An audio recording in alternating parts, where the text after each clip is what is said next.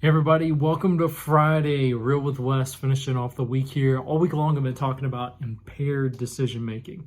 More than ever, I believe it's a vital and pivotal time. One, just being on this earth and life in general. But as things intensify throughout the time and life and things go on and more responsibilities are taken on just as people grow and do things, you want to be able to make sound decisions in life. You don't want to be doing decisions that work against the will of God for your life or go against the things of God in your life, which is really ultimately not walking in fear, hatred, but walking in faith and loving people and loving yourself in the light of God's love and His grace, and being able to make a proper filter of all information you're processing on the earth, because we are on this planet. No, we don't want to be of the world, but we are in the world. And of the world does not mean let's be anti the world. It means let's be mature. Let's be the difference. Let's be the light. Let's walk in love with people, and let's embrace people where they are and allow that love to penetrate their heart just like it has us, and we still need it to, and it radically cause change in our life.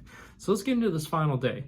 We're talking about what are some things that blind us? What are some things that impair our ability to make sound, reasoned decisions? Well, the last one I'm going to talk about this week is worry and anxiety and stress.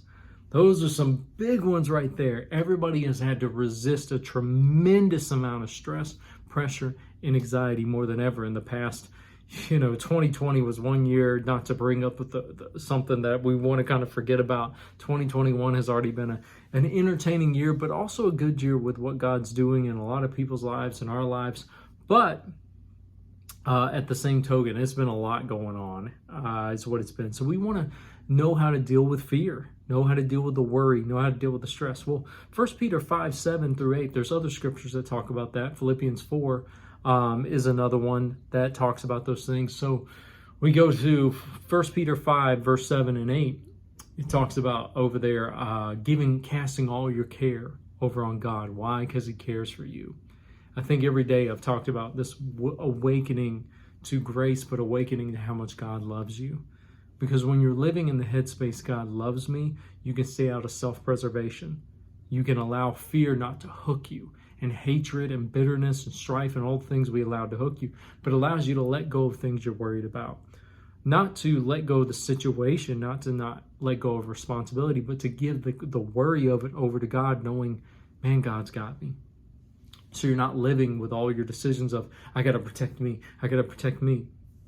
Verse 8 immediately goes over to be alert, be on watch, be mindful, which is what the indicators I'm giving you all week. Your enemy roams around like, not really, a false, cheap imitation of a roaring lion, seeking whom he can devour. What is he looking to devour? Right here, what we've been talking about. Your mindset, your thinking, your emotions, your ability to make good decisions, that God has equipped you and have given you the ability to make good decisions. So if He's saying watch out, He's saying be on the alert for His tactics, because you have the ability to resist Him. But how do we not end up the position of resisting where we don't even realize what's going on? See, the enemy doesn't want you to know you're walking in fear. The enemy doesn't want you to know you're walking in worry, stress, anxiety, hatred, strife, all those things we talked about this week. He doesn't want you knowing you're walking in those things. Why? If he can keep you in the dark and keep you in deception, he can just run your life. And that's what we don't want, is the enemy running our life. We want God and His Spirit running our life. We want us to be in the driver's seat, is what we want to be, and making quality decisions to live in God's best. So be alert. Satan is going to try you every day, is what he's going to do. But how do we resist him? Man, submitting to God. And what does it mean by submitting to God? Our faith in Jesus and awakening to God's love.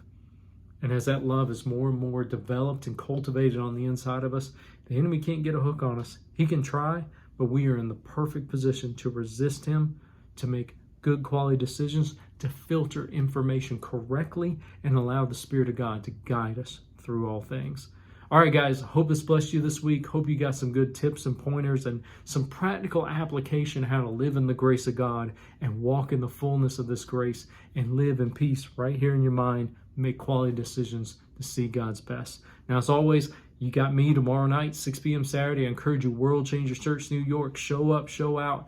Let's Let's get in this word. Let's grow as a church. Let's mature. Let's develop. Let's experience this grace and let it empower us to change. And then, of course, we'll keep you updated the next time we're going to physically get together, our new location when we get that, everything locked in and squared away.